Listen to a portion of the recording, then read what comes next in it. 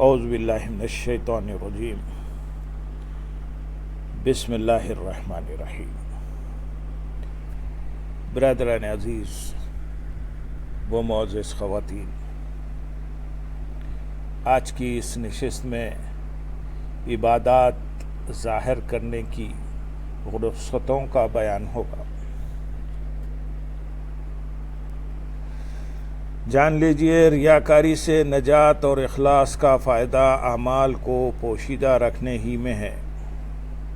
جبکہ ظاہر کرنے میں اگرچہ یہ فائدہ ہے کہ اس کی پیروی کی جائے گی اور لوگوں کو نیکی کی ترغیب ملے گی، لیکن اس میں ریاکاری کا خوف بھی ہے۔ حضرت سیدنا حسن بصری رحمۃ اللہ علیہ فرماتے ہیں، مسلمان جانتے ہیں پوشیدہ عمل شیطان سے حفاظت کا زیادہ بہتر ذریعہ ہے، لیکن عمل ظاہر کرنا بھی فائدے سے خالی نہیں۔ یہی وجہ ہے کہ اللہ تعالیٰ نے ظاہر و پوشیدہ دونوں عمل کی تعریف فرمائی ہے۔ فرمان باری تعالیٰ ہے سورۃ البقرہ آیت نمبر 271 میں، اگر خیرات علانیہ دو تو وہ کیا ہی اچھی بات ہے، اور اگر چھپا کر فقیروں کو دو یہ تمہارے لیے سب سے بہتر ہے۔ عمل ظاہر کرنے کی دو صورتیں ہیں، ایک نفس سے عمل ظاہر کرنا، دوسرا فراغت کے بعد لوگوں میں بیان کرنا۔ مثلا لوگوں کو ترغیب دینے کی خاطر ان کے سامنے صدقہ کرنا، جیسا کہ ایک انصاری صحابی رضی اللہ تعالیٰ عنہ کے بارے میں مروی ہے کہ انہوں نے درہموں کی ایک تھیلی بارگاہ رسالت میں پیش کی تو ان کو دیکھ کر دیگر لوگوں نے بھی عطیات دیے۔ اس موقع پر مالک کوثر قاسم نعمت صلی اللہ علیہ وسلم نے ارشاد فرمایا، جو شخص اچھا طریقہ جاری کرے اور لوگ اس پر عمل کریں تو اس شخص کے لیے اس کا اجر بھی ہے اور اس کی پیروی کرنے والوں کا بھی۔ نماز، روزہ، حج و جہاد وغیرہ تمام اعمال کا یہی حکم ہے، البتہ صدقے کی طرف لوگ زیادہ جلدی مائل ہوتے ہیں، جیسا کہ حدیث پاک سے واضح ہے۔ مجاہد جب جہاد میں جانے کا ارادہ کرے اور لوگوں کو جذبہ دلانے کی خاطر ان سے پہلے اپنی سواری تیار کرنے لگے تو اس کے لیے یہی افضل ہے، کیونکہ جہاد در حقیقت علانیہ اعمال میں سے ہے، اس کا چھپانا ممکن نہیں اور اس کے لیے جلدی کرنا اعلان نہیں بلکہ محض جذبہ دلانا ہے۔ اسی طرح جو شخص رات کو نماز پڑھتے ہوئے اپنی آواز اس لیے بلند کرے تاکہ اس کے اپنے گھر والوں اور پڑوسیوں کو خبر ہو جائے اور وہ بھی عبادت کریں تو اس کے لیے بھی یہی افضل ہے، بلکہ ہر وہ عمل جن کا چھپانا ممکن نہیں، مثلا حج، جہاد اور جمعہ وغیرہ، دوسرے کو جذبہ دلانے کی خاطر ان میں جلدی کرنا افضل ہے، جبکہ ریاکاری شامل نہ ہو۔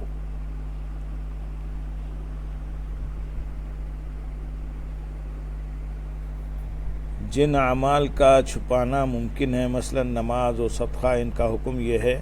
کہ اگر صدقہ ظاہر کرنے میں لوگوں کو رغبت ملنے کی ساتھ ساتھ اسے تکلیف ہو جسے صدقہ دیا جا رہا ہے تو اس صدقے کو پوشیدہ رکھنا افضل ہے، کیونکہ تکلیف دینا حرام ہے۔ اگر صدقہ لینے والے پر شاخ نہ گزرے تو اب افضلیت کے بارے میں دو گروہ ہیں۔ ایک گروہ کا کہنا ہے کہ اگرچہ عمل ظاہر کرنے میں لوگوں کی رغبت پائی جائے پھر بھی پوشیدہ رکھنا ہی افضل ہے۔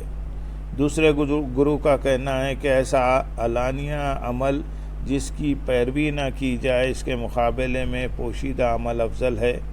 اور اگر علانیہ عمل کی پیروی کی جائے تو یہ افضل ہے۔ اس پر دلیل یہ ہے کہ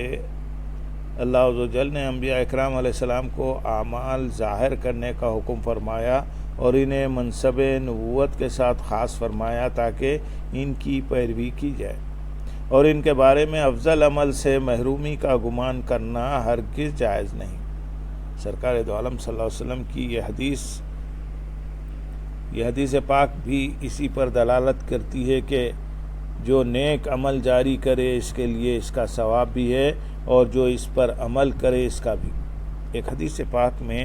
یوں بھی آیا ہے پوشیدہ عمل علانیہ سے 70 گنا افضل ہے، اور جس علانیہ عمل کی پیروی کی جائے وہ پوشیدہ عمل سے 70 گنا افضل ہے۔ خلاصہ کلام یہ ہے کہ اس بارے میں کوئی اختلاف نہیں کہ جب دل ریاکاری سے خالی اور اخلاص سے بھرپور ہو تو ظاہر اور پوشیدہ دونوں حالتوں میں سے جس کی پیروی کی جائے وہی عمل افضل ہے۔ اسی طرح جب علانیہ عمل میں ریاکاری کا خوف ہو، پھر اگر اس میں ریاکاری شامل ہو جائے تو غیر کی پیروی بھی اسے کوئی فائدہ نہ دے گی اور وہ ہلاک ہو جائے گا۔ یوں اس اعتبار سے پوشیدہ عمل علانیہ سے افضل ہوگا، اس بارے میں کسی کا اختلاف نہیں۔ بہرحال عمل ظاہر کرنے والے کو چاہیے کہ 2 باتیں پیش نظر رکھے۔ ایک، ان لوگوں پر عمل ظاہر کرے جن کے بارے میں یقینی طور پر معلوم ہو یا غالب گمان ہو کہ وہ اس کی پیروی کریں گے، کیونکہ بہت سوں کی پیروی ان کے گھر والے تو کرتے ہیں لیکن پڑوسی نہیں کرتے، بعض کی پیروی پڑوسی کرتے ہیں مگر اہل محلہ نہیں کرتے، جبکہ بعض لوگوں کی پیروی اہل محلہ بھی کرتے ہیں۔ مشہور و معروف علماء دین میں ایسے ہوتے ہیں جن کی پیروی کثیر مخلوق کرتی ہے۔ غیر عالم اگر اپنی عبادات ظاہر کرے گا تو کبھی اسے ریاکاری کہا جائے گا اور کبھی نفاق کی تہمت بھی لگائی جائے گی، لوگ پیروی کے بجائے اس کی مذمت کریں گے، لہذا غیر عالم کو بغیر کسی فائدے کے اپنی عبادت ظاہر کرنا مناسب نہیں۔ ترغیب کی نیت سے وہی شخص اپنا عمل ظاہر کرے جو اس کا اہل ہو، اور ان لوگوں پر ظاہر کرے جو اس کی پیروی کرتے ہو۔ اور نمبر 2، عمل ظاہر کرنے والے کو چاہیے کہ اپنے دل پر خوب غور کر لے، کیونکہ بعض اوقات دل میں چھپی دکھاوے کی محبت عمل ظاہر کرواتی ہے اور ذریعہ یہ بن جاتا ہے کہ لوگ پیروی کریں گے، حالانکہ در حقیقت ایسا شخص اپنی خواہش کی وجہ سے عمل کو مزین کرتا ہے تاکہ لوگ اس کی پیروی کریں۔ اپنے اعمال ظاہر کرنے والے ہر شخص کا حال یہی ہے، سوائے چند مضبوط اخلاص والوں کے۔ کمزور اخلاص والے کو چاہیے کہ اس طرح سے اپنے آپ کو دھوکہ نہ دے، ورنہ ہلاک ہو جائے گا اور خبر بھی نہ ہوگی۔ کمزور اخلاص والے کی مثال ڈوبنے والے اس اناڑی تیراک کی طرح ہے جو کئی لوگوں کو ڈوبتا دیکھ کر ان پر ترس کھاتے ہوئے بچانے کی غرض سے ان کی طرف بڑھتا ہے، حتیٰ کہ ان کے ساتھ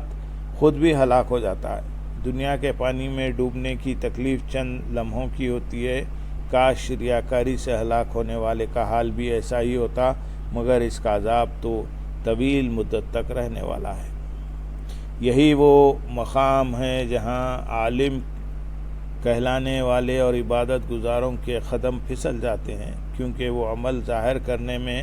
مضبوط اخلاص والوں کی نقل کرتے ہیں، حالانکہ ان کے دل اخلاص کی طاقت سے محروم ہوتے ہیں، نتیجتاً ریاکاری کے سبب ان کی نیکیاں برباد ہو جاتی ہیں۔ دل میں چھپی دکھاوے کی محبت کا اندازہ کرنا بے حد دشوار ہے۔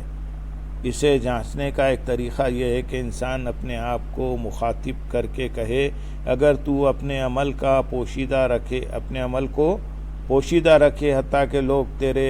ہم اثر کسی اور عبادت گزار کی پیروی کریں تو تجھے عمل ظاہر کرنے کے برابر ہی ثواب ملے گا۔ اس کے بعد بھی اگر دل عمل ظاہر کرنے کی خواہش کرے تو سمجھ لے کہ اس اظہار کا سبب لوگوں کو نیکی کا جذبہ دلانا، نیک کام کی پیروی کروانا اور ثواب حاصل کرنا نہیں بلکہ ریاکاری ہے، کیونکہ لوگ کسی اور کو دیکھ کر بھی نیکی میں رغبت حاصل کر سکتے ہیں، اور تیرا مرتبہ عمل پوشیدہ رکھنے کے باوجود بلند کیا جا رہا ہے۔ اگر لوگوں کو دکھانا مقصود نہیں ہے تو پھر اب کیوں تیرا دل عمل ظاہر کرنے کے لیے بے چین ہے؟ انسان کو چاہیے کہ نفس کے بہکاوے سے بچے، کیونکہ نفس دھوکہ باز ہے، شیطان گھات لگائے بیٹھا ہے، اور حال یہ ہے کہ جاہ و منصب کی محبت دل پر غالب ہے نیز لوگوں پر ظاہر ہونے والے اعمال آفات سے کم ہی محفوظ رہتے ہیں۔ کسی چیز کو محفوظ شمار نہیں کرنا چاہیے۔ حقیقی سلامتی پوشیدگی ہی میں ہے، جبکہ ظاہر کرنے میں بے شمار خطرات ہیں۔ ہم جیسے کمزوروں کے لیے عمل ظاہر کرنے سے بچنا ہی بہتر ہے۔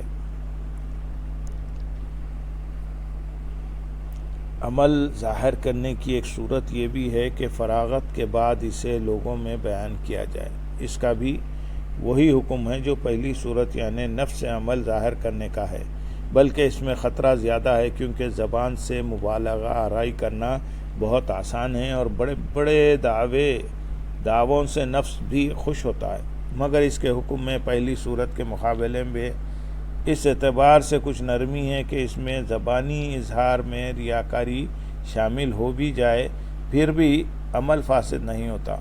کیونکہ وہ مکمل ہو چکا۔ اس طرح سے عمل ظاہر کرنا اس شخص کے لیے جائز ہے جس کا دل نور الہی سے روشن اور اخلاص سے بھرپور ہو، اس کی نظر میں مخلوق کی تعریف و مذمت کی کچھ اہمیت نہ ہو، اور اپنا عمل اس کے سامنے بیان کرے جس سے بھلائی میں رغبت اور پیروی کی امید ہو، بلکہ اگر نیت صاف اور آفات سے محفوظ ہو تو یہ اظہار مستحب ہے، کیونکہ اس میں نیکی کی ترغیب دلائی جاتی ہے اور نیکی پر ابھارنا بھی نیکی ہے۔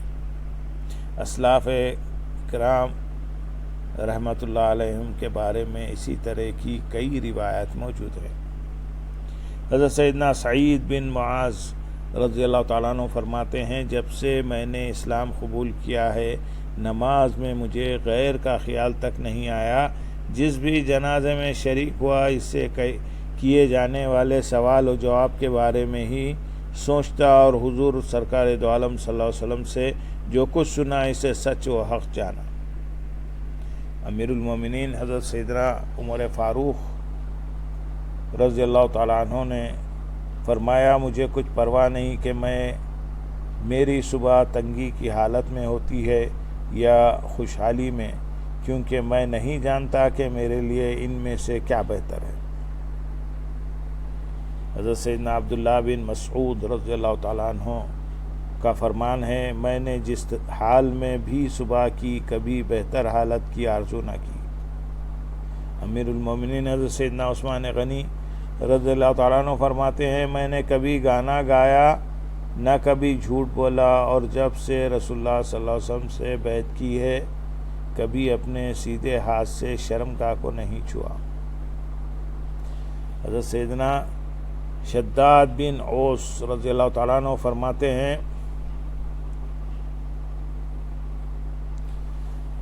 جب سے اسلام لایا ہوں ہر بات خوب سوچ سمجھ کر کی ہے، سوائے ایک بات کے کہ ایک مرتبہ اپنے غلام سے کہا، جاؤ دسترخوان لے آؤ تاکہ اسے بیچ کر کھانا منگوا لیں۔ حضرت سیدنا ابو سفیان بن حارث رضی اللہ تعالیٰ عنہ نے بوقت وفات اپنے گھر والوں سے فرمایا، مجھ پر رونا مت، کیونکہ میں جب سے اسلام لایا ہوں اللہ تعالیٰ کی نافرمانی نہیں کی۔ حضرت سیدنا عمر بن عبدالعزیز رضی اللہ رحمۃ اللہ علیہ فرماتے ہیں، اللہ تعالیٰ نے میرے لیے جو کچھ مقدر فرمایا کبھی میں نے اس کے علاوہ کی خواہش نہ کی، اور مجھے ہمیشہ اسی کی خواہش ہوتی جو اللہ تعالیٰ نے میرا مقدر فرمایا دیا۔ ان تمام اقوال میں اچھی حالتوں کا اظہار ہے۔ اگر ریاکار شخص ایسی باتوں کا اظہار کرے تو یہ انتہائی درجے کی ریاکاری ہوگی، لیکن اگر ان باتوں کا ظہور ایسے نیک شخص سے ہو جس کی پیروی کی جاتی ہے تو یہ اعلیٰ درجے کی ترغیب ہوگی۔ ذکر کردہ احتیاطوں کے ساتھ پختہ اخلاص والوں کے لیے اعمال ظاہر کرنا جائز ہے،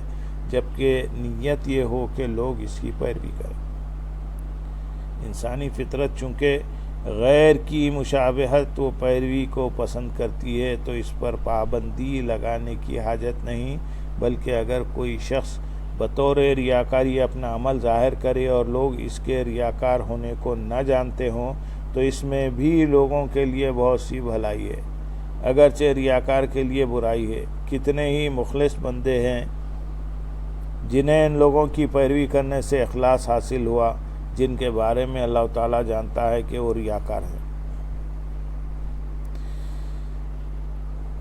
منقول ہے کہ کسی دور میں صبح کے وقت بصرہ کی گلیوں سے گزرنے والے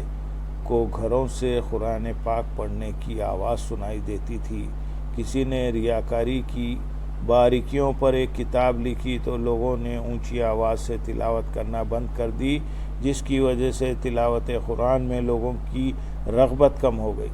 کہنے والوں نے کہا کاش وہ کتاب نہ لکھی جاتی۔ معلوم ہوا کہ ریاکاری بھی لوگوں کو بہت فائدہ دیتی ہے، بشرط یہ کہ لوگ اس کی ریاکاری سے بے خبر ہوں۔ مروی ہے اللہ تعالیٰ اس دین کی مدد فاسق و فاجر شخص اور ان لوگوں سے بھی فرماتا ہے جن کا دین میں کوئی حصہ نہیں۔ اللہم صلی علی سیدنا محمد وعلی آل سیدنا محمد وبارک وسلم وآخر دعوانا الحمدللہ رب العالمین۔ سبحان رب